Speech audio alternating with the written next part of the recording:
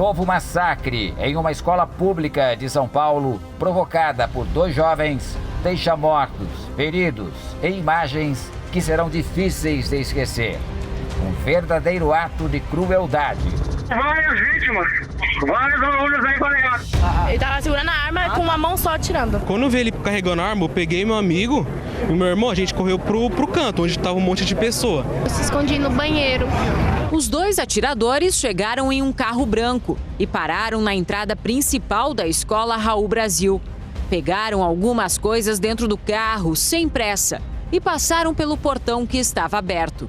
Os atiradores Guilherme Talci Monteiro, de 17 anos, e Luiz Henrique de Castro, de 25, são ex-alunos da escola.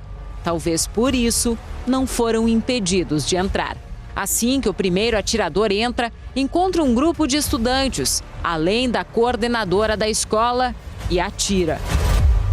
O outro assassino chega carregado com outras armas. Eles mataram 2 funcionárias e 5 estudantes.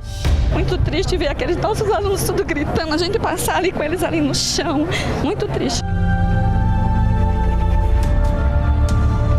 Não muito distante de Suzano, uma mulher sem dó nem piedade, dominada pelo ódio e pelo desejo de vingança, tem sua vida marcada por crimes hediondos.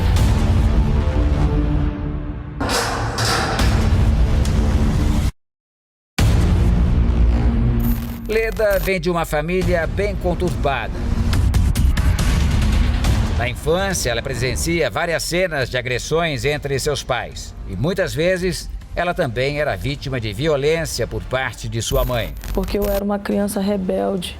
Eu aprontava muito na escola. Enquanto ela não via que me machucava, ela não parava de me agredir.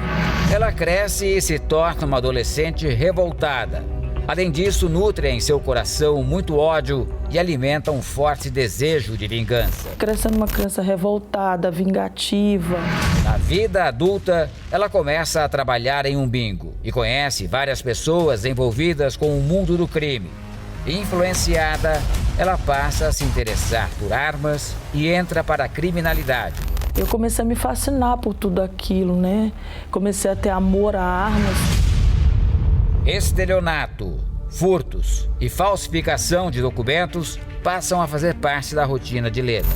A falsificar habilitação, a falsificar documento de carro, recibo. Depois de se aperfeiçoar em pequenos delitos, ela aceita o convite para assaltar condomínios de luxo de alto padrão. Aonde que tinha condomínios com casas avaliadas acima de 6 milhões, nós planejávamos tudo.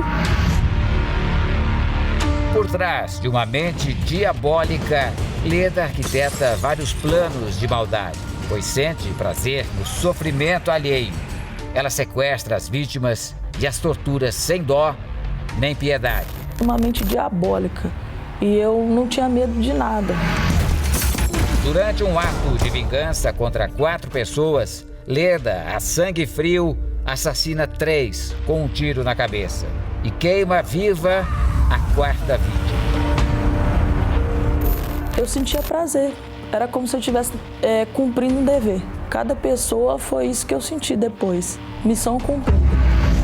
Fazer o mal era a diversão de Leda, porém as consequências de suas maldades não ficam encobertas. Ela se torna uma mulher odiada pela família, perde o amor dos filhos e acaba sendo presa. Lá na cadeia eu me transformei. Se aqui dentro eu já era um demônio, lá eu piorei. Extremamente agressiva e revoltada, a péssima conduta de Leda a faz passar por 5 penitenciárias. Um tempo depois, ainda na cadeia, ela entra em uma profunda depressão e passa a ser atormentada por espíritos malignos. O rapaz que chegou a ser queimado, ele aparecia assim, nitidamente na minha frente, com a pele dele toda caindo, falando para mim por que eu tinha feito aquilo. Desacreditada e achando impossível uma mulher como ela mudar, Leda planeja tirar a própria vida. Eu abria assim a janela toda e olhava para baixo. Eu falei, bom, se eu cair daqui eu não vou escapar. se eu morresse não ia fazer diferença, muito pelo contrário. Ia ser melhor para todo mundo. Conheça mais detalhes desta intrigante história agora no Entre Linhas.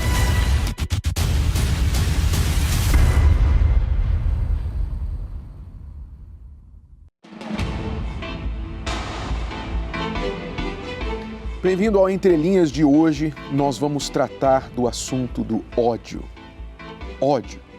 Você já sentiu ódio na vida? Ódio mesmo.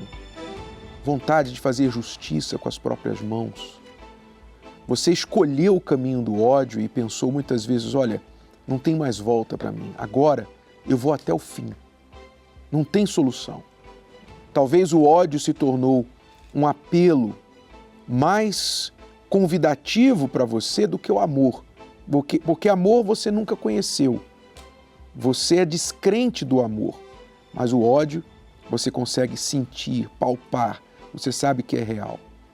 Seja você uma pessoa que esteja envolvida no crime, que cometeu ou comete crimes por ódio, ou uma pessoa que guarda mágoa, desejo de vingança, um sentimento muito amargo dentro do seu coração por pessoas e coisas que aconteceram com você, que fizeram mal a você, talvez desde lá da sua infância, e até hoje você nunca conseguiu superar tudo isso. O programa Entre Linhas hoje é para você.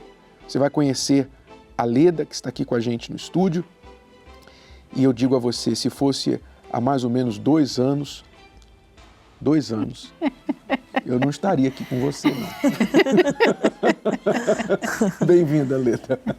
Boa noite. Então, você, por que há 2 anos? Porque há apenas 2 anos a Leda se transformou, foi uma pessoa transformada, salva desta pessoa que você acabou de conhecer aí. Porque até 2 anos atrás, por 16 anos, foi isso? Isso. Você pertenceu ao crime e você tinha sangue frio. Né? Era uma pessoa sem sentimento. Ok. Nós vamos saber exatamente como tudo isso aconteceu. E a gente vê, Renato, que o ódio é um mal muito comum, né? As pessoas criticam esses crimes e realmente é horrível, né? Esses crimes que a gente vê por aí, as pessoas com muito ódio, matando outras. Mas você sabe que aquele sentimento ali é muito mais comum do que as pessoas podem imaginar. Uhum. Muita gente vive com ódio o dia todo. Ódio das pessoas. Você talvez tenha um familiar que você vê o ódio nos olhos dele. Você acorda de manhã e você já vê nos olhos do seu filho, ou do seu marido, da sua esposa, aquele olhar de ódio. Você pensa assim, essa pessoa vai me pegar a qualquer momento, né? E é um ódio constante, é como se a pessoa estivesse carregando dentro dela um espírito que fica alimentando o ódio. Então ela não tem paz, ela não tem aquele momento assim de, sabe de uma coisa, eu vou deixar o passado para lá, eu vou ser feliz. Ela não consegue fazer isso, né? Então, infelizmente, isso que você sentia, Leda, por muitos e muitos anos, mas que você fazia, né, algo a respeito, muitas pessoas não estão fazendo nada, não estão cometendo crimes, não estão matando ou batendo ninguém, mas estão ali com aquele ódio. E, às vezes, o ódio sai através de palavras, né? De foras, a pessoa muito irritada, muito estressada, ela maltrata as pessoas, maltrata o filho. Então, o ódio é muito mais comum do que a gente imagina. Isso, e ele pode levar ao crime ou pode levar uma pessoa não a cometer crimes, mas crimes emocionais. Quais são os crimes emocionais? A vingança, desejo de vingança, mágoa, relacionamentos que são destruídos. Você tem pessoas na sua família com quem você não fala, você tem uma lista, talvez, não escrita, mas aqui na sua mente. Você tem uma lista aqui na mente de gente que você evita. Você tem um monte de gente que você bloqueia nas redes sociais, se bem que hoje em dia também não é tão difícil precisar bloquear alguém nas redes sociais. Mas eu digo pessoas que você conhece, pessoas que você guarda muito rancor a respeito. E esses crimes são cometidos contra você mesmo, porque a sua vida vai se esvaindo, vai piorando, a cada sentimento que você guarda contra alguém, cada sentimento de ódio que você guarda contra alguém. Cada trauma, cada lembrança ruim, tudo isso fica acumulando dentro de você e você é o maior afetado.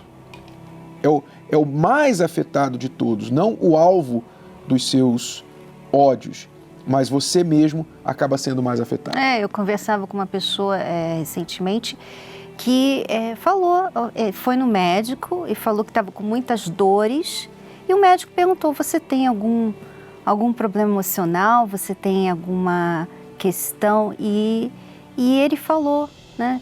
Ele falou, olha, eu estou sempre com raiva. Eu estou sempre com raiva. Eu tenho muito ódio de tudo. Eu acordo com ódio, eu vou dormir com ódio. O tempo todo eu vivo com ódio, sabe? Você acha isso normal? Você acha normal uma pessoa estar o tempo todo com ódio? Se você conhece alguém que tem esse problema, chama essa pessoa para assistir o programa de hoje, porque nós vamos ajudá-la.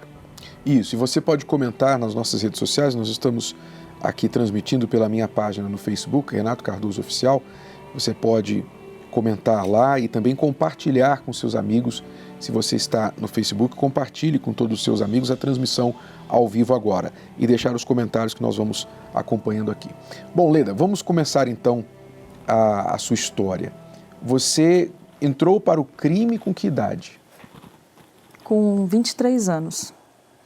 Quer dizer, a maioria de quem entra para o crime é mais cedo, normalmente. Por que aos 23 anos?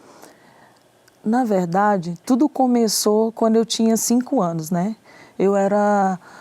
Quando minha irmã nasceu, eu comecei a sentir ciúmes da minha irmã, porque eu vi que as atenções, eu não tinha mais atenção, né?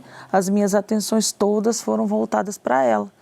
Então, tudo começou ali. Eu comecei a criar raiva da minha mãe, porque ela já não cuidava tanto de mim. Ela cuidava da minha irmã por ser novinha, por ser menor. Eu me lembro de um episódio que minha mãe tinha dado banho nela e tinha deixado ela brincando na banheira, no quintal, né? E eu fui lá, empurrei ela e ela bateu com a cabeça. Inclusive, ela tem uma cicatriz até hoje na testa, em virtude disso. Quantos anos? Logo depois disso, eu sempre, quando ela estava no berço, eu ia lá agredia ela. E ela começava a chorar, a minha avó, minha mãe, achava que ela estava com fome. E, na verdade, era porque eu batia nela. Assim, de graça? De graça. Só porque você sentia ciúme dela? Sentia ciúme que as atenções saíram de você para ela? Exatamente. Tudo começou aí. Eu já comecei a dar sinais de uma pessoa que iria ser problemática, né? Aí foi passando os anos, a minha mãe... Quantos aninhos você já fazia isso? 5 anos. 5 aninhos. Com 5 anos. Mas na matéria falou que você tinha, assim, uma família conturbada. Isso. Né? Que tinha muitos problemas. Talvez, você acha que talvez você tinha essa raiva também por causa disso, Leda? Eu acho que sim, porque meu pai era uma pessoa muito agressiva. E ele agredia muito a minha mãe, muito, por tudo. Por tudo ele agredia a minha mãe. Por tudo. Se ele via um copo fora do lugar, se ele chegasse em casa, talvez a comida não tivesse do jeito que ele gostava, por tudo ele a agredia. Talvez por isso eu comecei a fazer isso com a minha irmã. Talvez não, com certeza. Com certeza, Leda. Você tinha um exemplo ruim, né? Então a forma de lidar com o que você não gostava era agredindo, como você viu no seu pai. A criança, ela recebe tudo o que está acontecendo em casa. Por mais que os pais pensem assim, não tem nada a ver com os meus filhos, isso aqui é entre eu e o meu marido, minha esposa, mas não. A criança, ela está ali recebendo, né? Ela é um receptor de tudo que está acontecendo com o papai e a mamãe. Então, se há muita agressão, o que acontece normalmente é que aquele espírito de raiva que está ali no pai, com a mãe, para com a mãe, ou a mãe para com o pai, passa para a criança. A criança fica com raiva também. E ela tem que extravasar essa raiva. E aí você, então, pegava e extravasava essa raiva na sua irmã, que era a única pessoa que você poderia fazer isso. Você não ia poder fazer isso com seu pai e sua mãe. Verdade. Então, aí eu comecei também eu comecei a frequentar a escola. Eu dava muito problema na escola, eu brigava muito. Eu lembro de um episódio que teve um menino que só porque ele esbarrou em mim na hora do recreio, eu peguei e furei o braço dele com um lápis. Então, para a senhora ver como que eu era, né? E eu brigava muito, brigava por tudo. Na escola, eu era terrível. Minha mãe vivia sendo chamada na escola. Isso porque meus pais me colocaram numa escola de freira, né? Para me ter uma boa educação. Mas nem isso fez com que eu tivesse, né, uma boa índole. Como que seus pais lidavam com o seu comportamento? Batiam, corrigiam, como? A minha mãe, ela me agredia muito. A minha mãe era perturbada, né? Então, eu creio que o meu pai agredia ela e ela me agredia.